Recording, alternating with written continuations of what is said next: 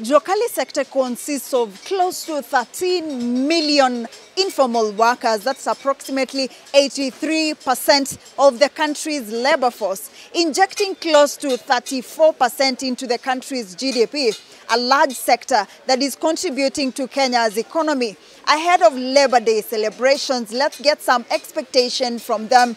Also coming at a time when the Ministry of Trade has just lifted the ban on scrap metal, and this is also coming at an electioneering year. So let's talk to some traders and get to know what their feelings are about this.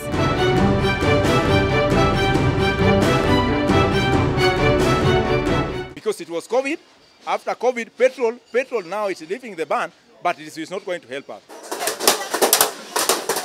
This sector has had a number of challenges, including lack of proper working conditions. The industry is also facing stiff competition from local and imported factory-made products, leading to reduced markets for local Juakali products. However, recently the Ministry of Trade lifted the ban imposed on scrap metal. They should be registered members of a business member organization, which makes it also easier for regulation purposes.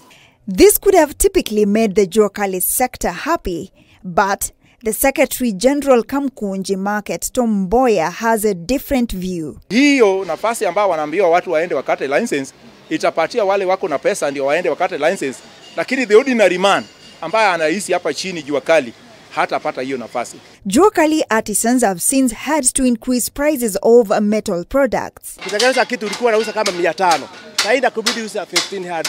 Kaza yule anakuja kununua hana hiyo pesa. Pia mabati bei yake imepanda.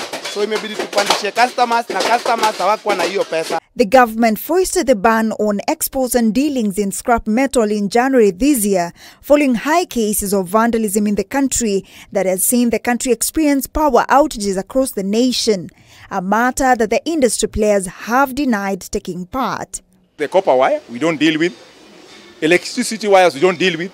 So with us, it was affecting us without us dealing with those areas. As the informal sector workers complain about their woes, we sought to know whether the formal sector is any better.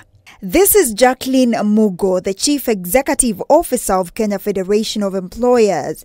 We were curious to know how the sector is performing. Looking at the informal economy and looking at ways to support it to grow and to formalize in a way that makes sense to us as a country, what can work?